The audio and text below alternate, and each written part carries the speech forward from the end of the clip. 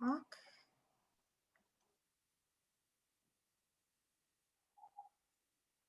Oops, there we go. Okay, we'll have a public comment while we get there. Okay, great. Somebody already said that. Awesome. Good afternoon, everyone. This is the Office of the Treasurer and Tax Collector's budget presentation. This meeting is being recorded and will be posted on our website. I look forward to giving you an overview of our budget and answering any public comment if able. Remember, public comment is for commentary and not necessarily for a response. We appreciate you attending this presentation and an opportunity for us to share our work with you. I want to thank Eric Menke, who will be working with me on the presentation, and Kimmy Wu, our budget manager, who will be also presenting with me as well. Go to the next slide. Just a little bit of background and just sort of grounding ourselves. You know, the Office of the Treasurer and Tax Collector's mission is really quite simple and clear. It is to facilitate voluntary compliance with the tax laws, provide efficient customer service, collect our taxes and fees, and invest them prudently to achieve some yield, low risk, and high liquidity. And so some of the key messages in that are definitely voluntary compliance. We obviously are not able to go to everyone's doorstep. And so we really try to have our customer service really well aligned to that. So it's easy for folks to file their taxes and do what's necessary to be good participants in San Francisco. Our objectives are fiscal stewardship. We have safe, sound investments that support the goals of the city and county of San Francisco. Are the revenues that our office brings in. We bring in about 50% of all of the city revenue is really to support the core activities that all of our departments in the city does. Financial equity, we are very proud of our programs with the Financial Justice Project, as well as the Office of Financial Empowerment, that really work to change the shape of what treasurers and tax collectors do in this nation, and really work to take our knowledge around finance and how it impacts people and really change the dimensions of financial products as well as services to impact our lowest income people of color that have traditionally been disenfranchised. Customer service, as we've spoken earlier, really being, as we like to say, agile and responsive, knowing what people need and being responsive to it, and all the different vehicles and modes of communication that they need and that are available to us. Innovation, we want to continuously improve the way that we work and how we work to improve the satisfaction of our customers and our staff as well. Excellence in our operations, being business efficient, making the work sort of be smart, and we'll talk a little bit more about that, and rigorous compliance, being digital, intelligent, and rapid, making sure that we get a lot of good data so we can actually meet the needs of compliance in a quick manner using what information we have available to us. Next slide. It's been a year that many of us will never forget, and our office was no different in our COVID-19 response. We worked very quickly with the legislatures and the executive branch to defer taxes and fees. Our website has a clear listing of all the ways that business taxes and license fees have been deferred, including some of the most innovative things in the state around property tax. The treasurer co-chaired the Economic Recovery Task Force that really looked at all the different ways that our city can come together with business leaders, community leaders, nonprofit leaders to think about how to work and keep San Francisco thriving, or work to make sure that it thrives when we start coming out of the pandemic.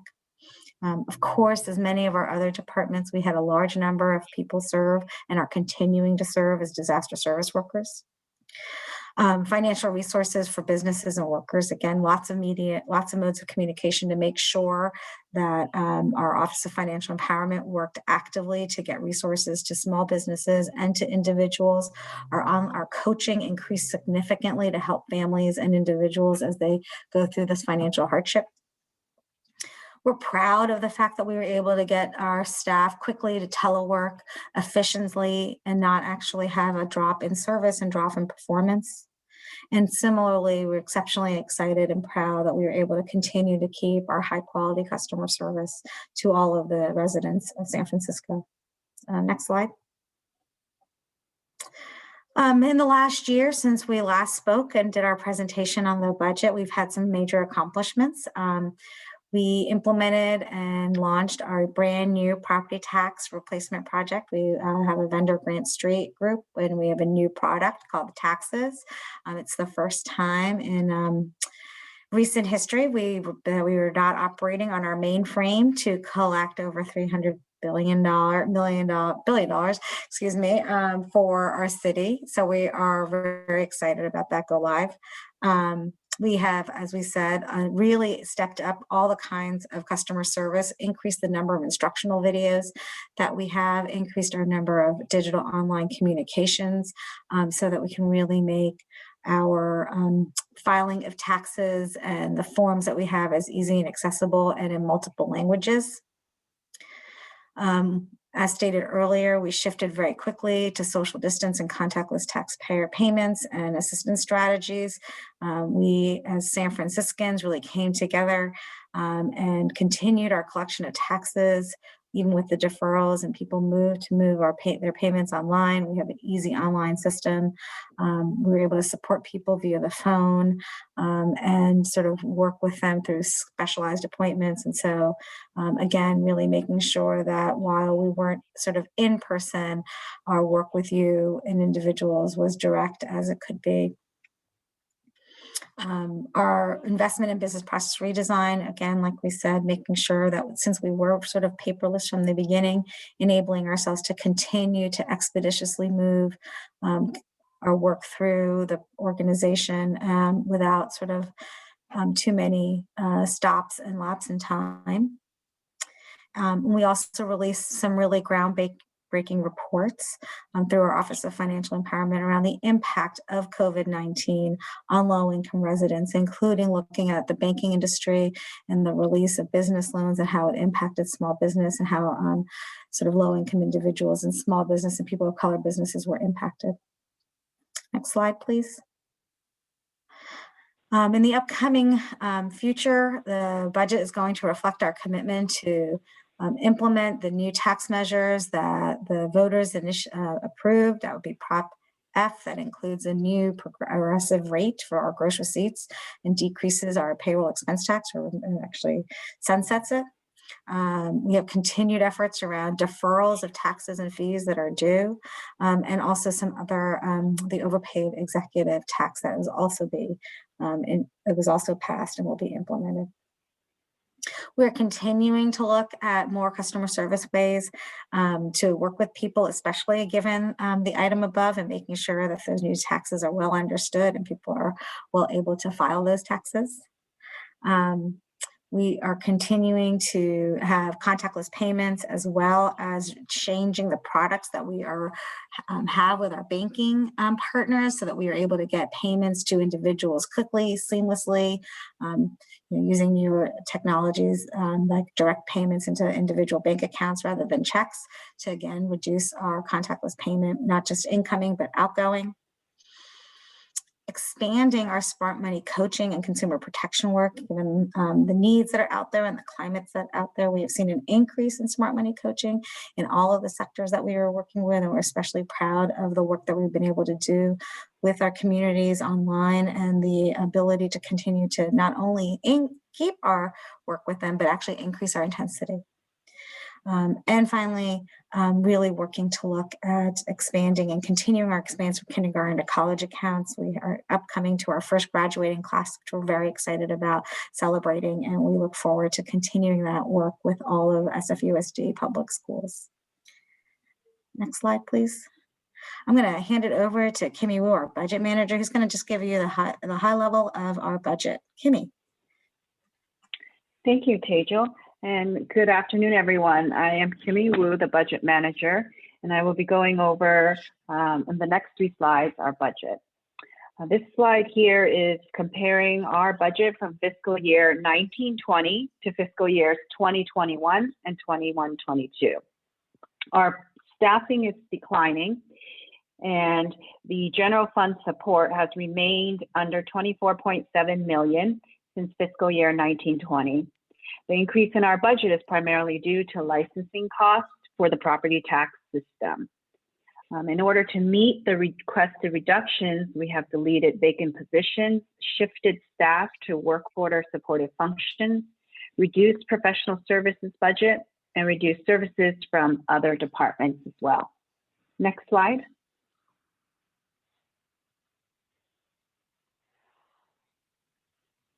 Okay, our expenditures for the fiscal year is broken down by these categories. 70% is for salary and fringe, 15% goes for services of other departments, which includes full-time employees, 13% is for professional services, 2% for programmatic projects, and less than 1% goes towards materials and supplies. Next slide.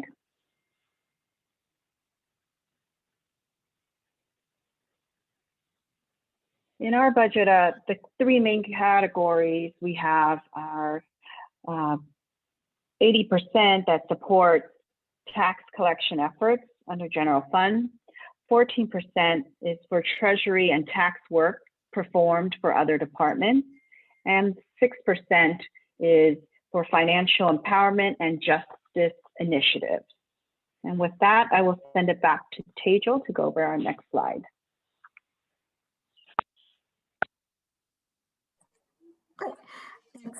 Like all of our other departments, we have been actively involved with the Office of Racial Equity on examining our practices around making sure that we have an organization that is really aligned with making sure that we dismantle structural racism and sort of racism and bias at the individual level as well. Our website has our new racial equity action plan that you'll see, and then we've completed the first phase, which is really looking inside of ourselves and looking at our practices, particularly around hiring and employment. We examined our staff, did a complete survey, and looked at many factors around hiring, mentorship, opportunities for growth within the organization. We looked at the factors as well, not only as an organization as whole, but looking specifically at Black, people of color, and Indigenous people. We're looking at also being really specific around some of the changes that we have around minimum qualifications, advertising, mentorship, and putting those into action with our racial equity internal group.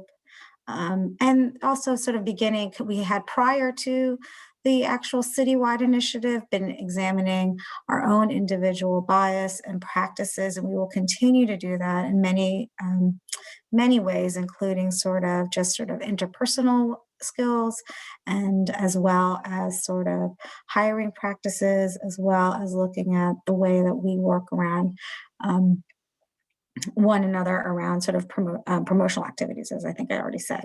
The second tranche of the work as part of this campaign and effort to sort of, as I say, dismantle some of the structural pieces that the city has is looking at what we do externally with our stakeholders, the community engagement component, our procurement practices, and who we grant with and who we contract with, in order to make sure that not only are we internally living and abiding by these practices and principles, but also having that put forth in the communities that we work with, that work with us, and the people that we do our business with.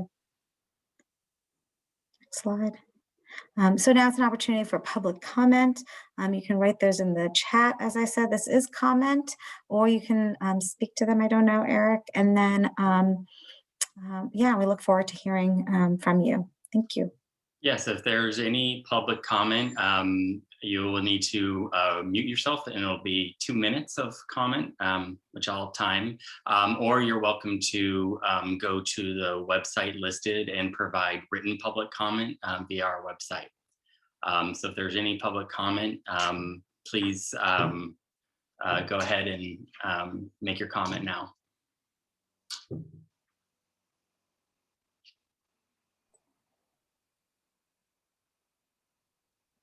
Can you hear me now? Yes. Okay. Hi, good afternoon. It's David Pilpel. Nice to hear and see Tejal. Eric, I don't know you yet, but that's okay. I actually have a number of comments. It may take me more than 2 minutes, but I'll try to be quick and you may want to take some notes. Because of course I've thought about this, surprise. So first, please post today's presentation online. I need to read it carefully in order to digest and respond.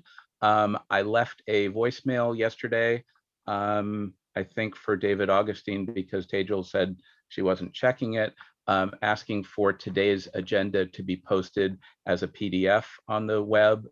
If you could arrange for that, that would be great, so I can keep track of all of these. Also on the web, the Treasurer's main website, about halfway down on the left where it says public budget hearing, says time and location, February 5th, 2020, and should say 2021. So if people see that, they're going to think, oh, that was last year's hearing.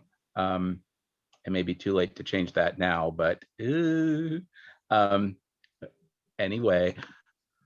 Moving on, Administrative Code Section 3.3 has some new detailed requirements for these public budget meetings. In particular, I'm wondering where the content required under Section 3.3C and 3.3C2 is posted on the web. I, of course, would love the draft department. Let me see what the language is. 1 second.